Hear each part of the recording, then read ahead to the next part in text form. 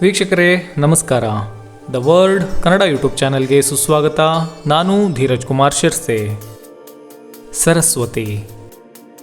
ಹಿಂದೂ ಧರ್ಮದಲ್ಲಿ ಸರಸ್ವತಿ ದೇವಿಯನ್ನು ಜ್ಞಾನ ಮತ್ತು ಕಲೆಗಳ ದೇವತೆ ಎಂದು ಪರಿಗಣಿಸಲಾಗಿದೆ. ಸರಸ್ವತಿಯನ್ನು ಬ್ರಹ್ಮದೇವರ ಪತ್ನಿ ಎಂದು, ಶ್ವೇತವಸ್ತ್ರಗಳನ್ನು ಧರಿಸಿದವಳೆಂದು ಪೂಜಿಸುವರು. ಭಾರತೀಯ ಸಂಸ್ಕೃತಿಯಲ್ಲಿ ಸರಸ್ವತಿಯ ಪಾತ್ರ ಅತ್ಯಂತ ಮಹತ್ತರವಾದದ್ದು.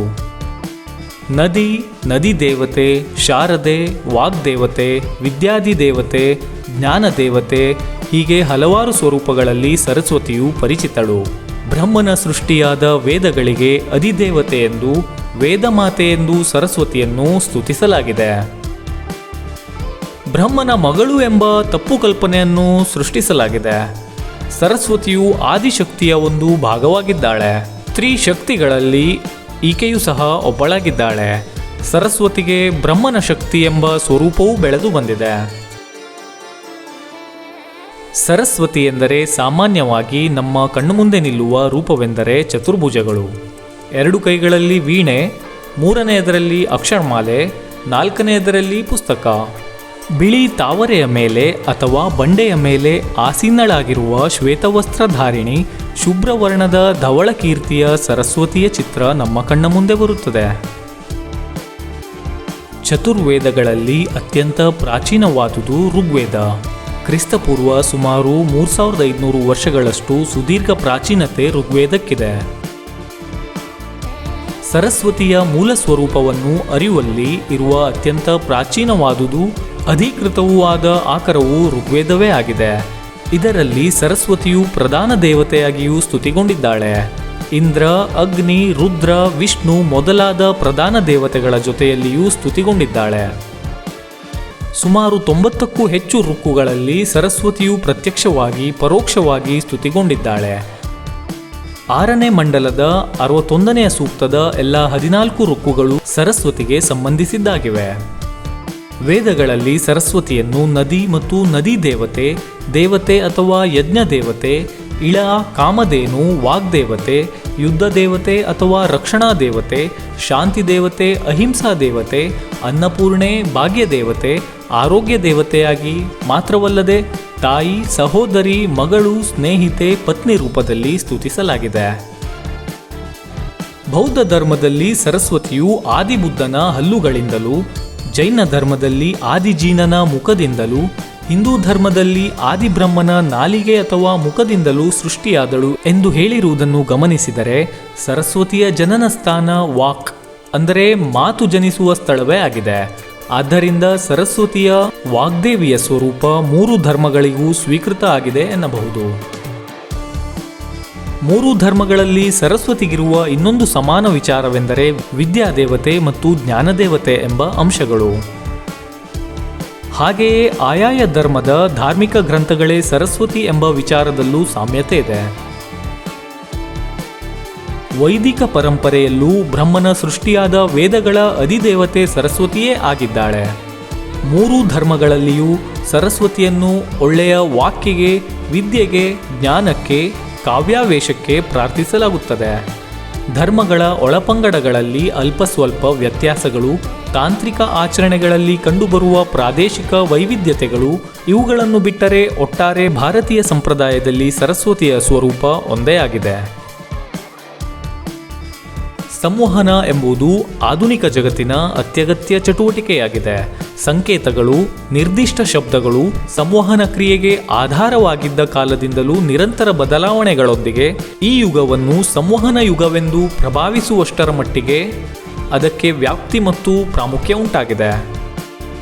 ಸಂವಹನ ಕ್ರಿಯೆಗೆ ಅತ್ಯಗತ್ಯವಾಗಿದ್ದ ಶಬ್ದಗಳೇ ಒಂದು ನಿಶ್ಚಿತ ಧ್ವನಿ ರೂಪವನ್ನು ತಳೆಯುವುದರೊಂದಿಗೆ ಭಾಷೆಯ ಉಗಮಕ್ಕೆ ನಾಂದಿಯಾಯಿತು. ಮಾನವನ ಮೂಲಭೂತ ಅಗತ್ಯಗಳಲ್ಲಿ ಒಂದಾದ ಭಾಷೆಯ ಉಗಮಕ್ಕೆ ಕಾರಣೀಭೂತವಾದ ಹಾಗೂ ಸಂವಹನ ಕ್ರಿಯೆಗೆ ಅತ್ಯಗತ್ಯವಾದ ವಾಕ್ ಅಥವಾ ಮಾತು ಭಾರತೀಯ ಸಂಸ್ಕೃತಿಯಲ್ಲಿ ದೈವತ್ವಕ್ಕೇರಿತು.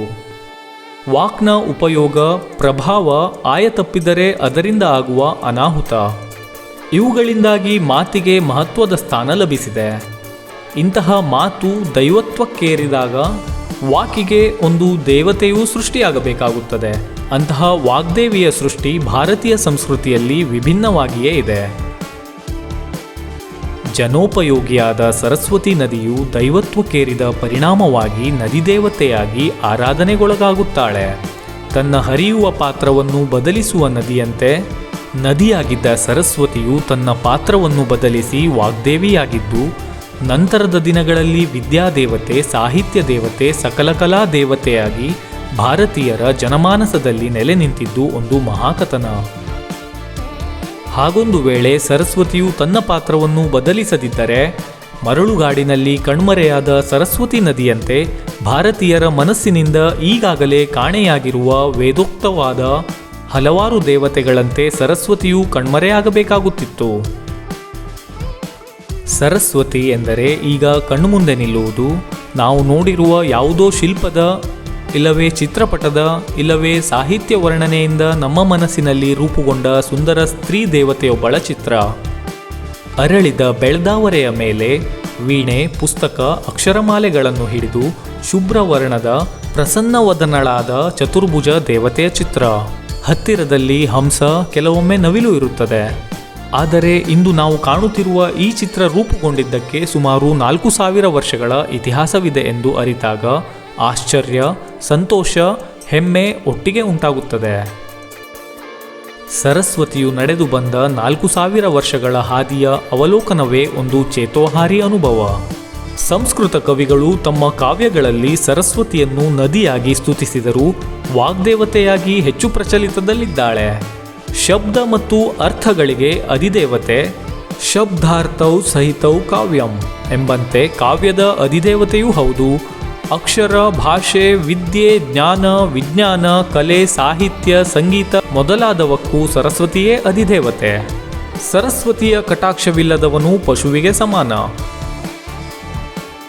ಸರಸ್ವತಿಯು ಬ್ರಹ್ಮನಿಗೆ ಮಗಳು, ಆದರೆ ತಪಸ್ಸು ಮಾಡಿ ಅವನಿಂದ ಕಾವ್ಯಪುರುಷ ಎಂಬ ಮಗನನ್ನು ಪಡೆಯುತ್ತಾಳೆ. ಅವನನ್ನು ಗೌರಿಯ ಮಾನಸಪುತ್ರಿ ಕಾವ್ಯ ವಿದ್ಯಾವಧು ವರಿಸುತ್ತಾಳೆ. ಪುರಾಣಗಳ ಕಲ್ಪನೆಯಂತೆ ಆಕೆ ದೇವಲೋಕದಿಂದ ಶಾಪ ವಿಮೋಚನೆಗಾಗಿ ಭೂಲೋಕಕ್ಕೆ ಬರುತ್ತಾಳೆ. ಇಲ್ಲಿಯ ಋಷಿ ದದೀಚನಿಂದ ಸಾರಸ್ವತ ಎಂಬ ಮಗನನ್ನು ಪಡೆದು ಆತನನ್ನು ವೇದ ಪಂಡಿತನನ್ನಾಗಿ ಮಾಡುತ್ತಾಳೆ. ಅವಳು ವೀಣಾವಾದಕಿ, ಸಂಗೀತ ಶಿಕ್ಷಕಿ, ಮಹಾಕವಯತ್ರಿ ಮತ್ತು ನ್ಯಾಯಾಧೀಶೆ. ಅಭಿನವ ಬ್ರಹ್ಮರಾದ ಕವಿಗಳ ಮುಖದಲ್ಲಿ ಸದಾ ನೆಲೆಸಿರುತ್ತಾಳೆ. ಸರ್ವಭಾಷಾ ಸರಸ್ವತಿ ಎಂಬುದು ಮೀಮಾಂಸಕರ ಮತ್ತು ಕವಿಗಳ ಅಭಿಮತ. ಕಾಶ್ಮೀರದ ಅಧಿದೇವತೆಯಾಗಿರುವ ಶಾರದೆ ಕಾಶ್ಮೀರದಲ್ಲಿ ಹಂಸರೂಪಿಯಾಗಿ ನೆಲೆ ನಿಂತಿದ್ದಾಳೆ ಎಂಬುದು ಕಾಶ್ಮೀರಿ ಮೂಲದ ಕವಿಗಳ ನಂಬಿಕೆ. ಹಂಸ ಅವಳ ವಾಹನ. ಸರ್ವಶುಕ್ಲೆಯಾದ ಆಕೆಯ ವಸ್ತ್ರಾಭರಣವು ಶ್ವೇತವರ್ಣದವು.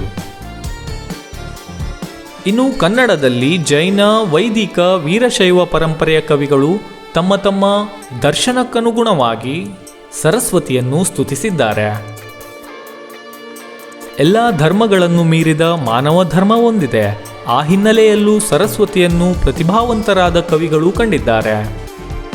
ಸರಸ್ವತಿಯು ವಾಗ್ದೇವತೆ, ಕಾವ್ಯದೇವತೆ, ಜ್ಞಾನದೇವತೆ ಎಂಬ ಪ್ರಾರಂಭದ ಸೀಮಿತ ಚೌಕಟ್ಟುಗಳನ್ನು ಮೀರಿ ಸಂಸಾರ ಸಂಭಾವಿತಾತ್ಮೆ, ಕಾಮಸಂಜನನಿ, ಪ್ರೇಮ ಭೈರವಿ, ಶೃಂಗಾರಮೂರ್ತಿ, ರಸರಾಣಿ, ರಸಸರಸ್ವತಿ, ಕಲಾಸುಂದರಿ, ವಾಕ್ಸುಂದರಿ, ನುಡಿರಾಣಿ, ವಿಜ್ಞಾನನೇತ್ರಿ, ಸರ್ವಪಾರದರ್ಶಿಕೆ ಎಂಬ ಮೊದಲಾದ ವಿಶೇಷಣಗಳನ್ನು ಧರಿಸಿ ಸರಸ್ವತಿಯು ಬೆಳೆದಿದ್ದಾಳೆ. ಕಾವ್ಯವಾಸಿಯಾಗಿದ್ದ ಸರಸ್ವತಿಯು ವಿದ್ಯಾಲಯವಾಸಿಯೂ ವಿದ್ಯಾಲಯೆಯೂ ಕವಿದೇಹವಾಸಿಯೂ ಆಗಿದ್ದಾಳೆ. ಕಾವ್ಯರಂಗಸ್ಥಳದಲ್ಲಿ ಕವಿಗಳ ನಾಲಿಗೆಯಲ್ಲಿ ಮಾತ್ರ ನಟಿಸುತ್ತಿದ್ದ ಸರಸ್ವತಿಯು ಕವಿ ಮನೋಮಂದಿರಗಳಲ್ಲಿ ಕವಿಯಾತ್ಮ ಜೀವಿಗಳಲ್ಲಿ ನರ್ತಿಸಿದ್ದಾಳೆ. ಸಂವಹನೆ ಮಾತ್ರವಲ್ಲದೆ ನವಿಲುವಾಹನೆಯಾಗಿಯೂ ದರ್ಶನವಿಟ್ಟಿದ್ದಾಳೆ. ಸರ್ವ ಭಾಷಾಮಯಿಯೂ ವಿಶ್ವಮಾತೆಯೂ ಆಗಿ ಸರಸ್ವತಿಯ ದರ್ಶನ ಬೆಳೆದಿದೆ. ಬಹುಶಃ ಬೇರೆ ಯಾವ ಭಾಷೆಗಳಲ್ಲೂ ಸಿಗದಿದ್ದ ಅನಾದಿ ಕವಿಯ ಪಟ್ಟಗೌರವ ಕನ್ನಡ ಸಾಹಿತ್ಯದಲ್ಲಿ ಸರಸ್ವತಿಗೆ ಸಿಕ್ಕಿದೆ. ಜನಪದ ಸಾಹಿತ್ಯದಲ್ಲಿ ವಾಗ್ದೇವತೆಯ ಪರಿಕಲ್ಪನೆ ಇಲ್ಲದಿದ್ದರೂ ವಾಕ್ ಎಂದರೆ ಮಾತಿನ ಮಹತ್ವ ಅಭಿವ್ಯಕ್ತಗೊಂಡಿದೆ. ಶಾರದೆ ಮತ್ತು ಸರಸ್ವತಿ ಎಂಬುದು ಒಂದೇ ದೇವತೆಯ ಎರಡು ಹೆಸರುಗಳಷ್ಟೇ. ಸರಸ್ವತಿ ಎಂಬುದಕ್ಕೆ ಸರಸ್ವತಿ, ಸರಸಾತಿ, ಸರಸತಿ ಮೊದಲಾದ ಪ್ರಯೋಗಗಳಿವೆ. ರಾಗಿ ಕಲ್ಲನ್ನೇ ಸರಸ್ವತಿ ಎಂದು ಪೂಜಿಸುವ ಪರಿಕಲ್ಪನೆ ನವೀನವಾಗಿದೆ. ಅಲ್ಲದೆ ಬೀಸುವ ಕ್ರಿಯೆಯಲ್ಲಿ ಸರಸ್ವತಿಯು ಹಾಡಿನ ರೂಪದಲ್ಲಿ ಜೊತೆಯಾಗಿ ಇರುತ್ತಾಳೆ. ಬೀಸುವುದರಿಂದ ಆಗುವ ಆಯಾಸವನ್ನು ಸರಸ್ವತಿಯು ಹಾಡಿನ ರೂಪದಲ್ಲಿ ಕಳೆಯುತ್ತಾಳೆ ಎಂಬ ಭಾವನೆ ವ್ಯಕ್ತವಾಗಿದೆ. ಜನಪದದಲ್ಲಿ ಸರಸ್ವತಿಯು ಬ್ರಹ್ಮನ ಮಗಳೇ ಅಥವಾ ಹೆಂಡತಿಯೇ ಎಂಬ ಯಾವುದೇ ದ್ವಂದ್ವಗಳಿಲ್ಲ. ಜನಪದರ ದೃಷ್ಟಿಯಲ್ಲಿ ಸರಸ್ವತಿಯು ಬ್ರಹ್ಮನ ಹೆಂಡತಿ ಮಾತ್ರ. ಸರಸ್ವತಿಯು ಮಾತು, ಅಕ್ಷರ, ವಿದ್ಯೆ ಮತ್ತು ಹಾಡುಗಳನ್ನು ಕಲಿಸುವ ಅಧ್ಯಾಪಿಕೆ, ದೇವತೆ. ಸರಸ್ವತಿಯು ದೇವತೆಯಾಗಿದ್ದರೂ ಶಿಷ್ಟ ಸಂಪ್ರದಾಯದಂತೆ ಬೇರೊಂದು ಲೋಕದವಳಲ್ಲ. ತಮ್ಮೊಂದಿಗೆ ಬದುಕುತ್ತಿರುವ, ತಮ್ಮಂತೆಯೇ ಕೆಲಸ ಮಾಡುತ್ತಿರುವ, ಆದರೆ ತಮಗೆ ಹಾಡು ಕಲಿಸುವ ಗುರು ಎಂದೇ ಪರಿಭಾವಿಸಲಾಗಿದೆ. ಮಾತು, ವಿದ್ಯೆ, ಹಾಡು ಇವಿಷ್ಟೇ ಅಲ್ಲದೆ ಒಟ್ಟಾರೆಯಾಗಿ ಕಲಿಯುವ ಇಡೀ ಕ್ರಿಯೆಯನ್ನೇ ಸರಸ್ವತಿ ಎಂದು ಪರಿಭಾವಿಸುವುದನ್ನು ನಾವು ಜನಪದದಲ್ಲಿ ಕಾಣಬಹುದು. ಇನ್ನು ಚಿತ್ರಕಲೆಯಲ್ಲಿ ಸರಸ್ವತಿಯನ್ನು ವಿದ್ಯಾದೇವತೆಯ ಸ್ವರೂಪದಲ್ಲಿ ಮಾತ್ರ ಅಭಿವ್ಯಕ್ತಪಡಿಸಲಾಗಿದೆ. ವಸ್ತ್ರಾಭರಣಗಳಲ್ಲಿ ವೈವಿಧ್ಯತೆ ಇರುವುದಿಲ್ಲ. ಭಾರತೀಯ ಸ್ತ್ರೀಯರ ಪಾರಂಪರಿಕ ತೊಡುಗೆಯಾದ ಸೀರೆ, ರವಿಕೆ ಸರಸ್ವತಿಯ ಚಿತ್ರಗಳಲ್ಲಿಯೂ ಕಂಡುಬರುತ್ತದೆ. ಬಹುತೇಕ ಆಧುನಿಕ ಸರಸ್ವತಿಯ ಚಿತ್ರಗಳಿಗೆ ರವಿವರ್ಮನ ಸರಸ್ವತಿಯ ಚಿತ್ರವೇ ಮೂಲ ಆಕರವಾಗಿದೆ. ಮೈಸೂರು ಮತ್ತು ತಂಜಾವೂರು ಶೈಲಿಯ ಸರಸ್ವತಿಯ ಚಿತ್ರಗಳು ಮಂಟಪಗಳಲ್ಲಿರುವಂತೆಯೇ ಸಂಯೋಜಿತವಾಗಿದ್ದರೆ, ಆಧುನಿಕ ಚಿತ್ರಗಳೆಲ್ಲವೂ ಪ್ರಕೃತಿಯ ನಡುವಿನಲ್ಲಿರುವಂತೆ ಚಿತ್ರಿತವಾಗಿವೆ. ಕೆಲವು ನವ್ಯವೆನ್ನಬಹುದಾದ ರಚನೆಗಳಲ್ಲಿ ರೇಖೆಗಳೇ ಪ್ರಧಾನವಾಗಿರುತ್ತವೆ. ಚಿತ್ರಕಲೆಗಳಲ್ಲಿ ವಿದ್ಯಾದೇವತೆಯಾಗಿ ಮಾತ್ರ ಚಿತ್ರಿತಳಾಗಿದ್ದಾಳೆ. ಕರ್ನಾಟಕದ ಜೈನ ಬಸದಿಗಳಲ್ಲಿ ಸಿಗುವ ಸರಸ್ವತಿ ಶಿಲ್ಪಗಳ ಲಕ್ಷಣಗಳೇ ಶಿವ ಅಥವಾ ಕೇಶವ ದೇವಾಲಯಗಳಲ್ಲಿನ ಸರಸ್ವತಿ ಶಿಲ್ಪಗಳಲ್ಲೂ ಕಾಣಬಹುದು. ತಾಂತ್ರಿಕ ಸರಸ್ವತಿಯ ಶಿಲ್ಪಗಳು ದೊರೆಯುವುದಿಲ್ಲವಾದರೂ ದುರ್ಗಿಯೇ ಪುಸ್ತಕವನ್ನು ಹಿಡಿದು ಸರಸ್ವತಿಯಾಗಿ ನಿಂತಿರುವುದನ್ನು ಕಾಣಬಹುದು. ಶಿಲ್ಪಿಗಳು ಸರಸ್ವತಿಯನ್ನು ಬ್ರಹ್ಮನ ರಾಣಿ ಎಂದು ಚಿತ್ರಿಸಿದ್ದಾರೆ. ಆಕೆ ಬ್ರಹ್ಮನ ಮಗಳೆಂಬ ಕಲ್ಪನೆ ಶಿಲ್ಪಗಳಲ್ಲಿ ಎಲ್ಲಿಯೂ ಬಿಂಬಿತವಾಗಿಲ್ಲ.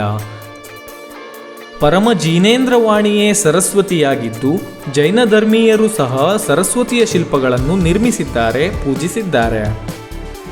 ಸರಸ್ವತಿಯ ಶಿಲ್ಪಗಳಿಗೆ ನಿರ್ದಿಷ್ಟವಾದ ಶಿಲ್ಪ ಲಕ್ಷಣಗಳಿದ್ದರೂ ಸಾಹಿತ್ಯಿಕ ಆಧಾರಗಳಿದ್ದಾಗೂ ಕರ್ನಾಟಕದ ಶಿಲ್ಪಾಚಾರ್ಯರು ಸ್ವತಂತ್ರ ವಹಿಸಿ ಹಲವಾರು ಸ್ವರೂಪಗಳಲ್ಲಿ ಸರಸ್ವತಿಯ ಶಿಲ್ಪಗಳನ್ನು ನಿರ್ಮಿಸಿದ್ದಾರೆ. ಸರಸ್ವತಿಗೆ ಬೇರೆ ಬೇರೆ ಸ್ವರೂಪಗಳು, ಬ್ರಹ್ಮನ ಪತ್ನಿ ಮತ್ತು ಮಗಳು ಎಂಬ ಪರಿಕಲ್ಪನೆಗಳು ಇದ್ದಾಗ್ಯೂ ಆಕೆ ವಿದ್ಯಾದೇವತೆ ಎಂಬ ಭಾವನೆ ಮಾತ್ರ ಸಾರ್ವತ್ರಿಕವಾದದ್ದು, ಸಾರ್ವಕಾಲಿಕವಾದದ್ದು. ಇದಿಷ್ಟು ಸರಸ್ವತಿ ದೇವಿಯ ಕುರಿತ ಸಂಕ್ಷಿಪ್ತ ಮಾಹಿತಿಯಾಗಿತ್ತು. ಇನ್ನಷ್ಟು ವಿಶೇಷ ಮಾಹಿತಿಗಳೊಂದಿಗೆ ನಾನು ಮತ್ತೆ ಬರ್ತೀನಿ. ಧನ್ಯವಾದಗಳು. ವೀಕ್ಷಕರೇ, ನಮ್ಮ ಕೆಲಸ ನಿಮಗೆ ಇಷ್ಟ ಆಗ್ತಿದ್ರೆ ದ ವರ್ಡ್ ಕನ್ನಡ ಯೂಟ್ಯೂಬ್ ಚಾನೆಲ್ನ ಲೈಕ್ ಮಾಡಿ, ಶೇರ್ ಮಾಡಿ, ಸಬ್ಸ್ಕ್ರೈಬ್ ಮಾಡಿ ಹಾಗೂ ಬೆಲ್ ಬಟನ್ನ ಒತ್ತಿ. QR ಕೋಡ್ನ ಸ್ಕ್ಯಾನ್ ಮಾಡಿ UPIನಲ್ಲಿ ನಿಮ್ಮ ಪ್ರೀತಿನ ಹಂಚಿ. ನಮಸ್ಕಾರ.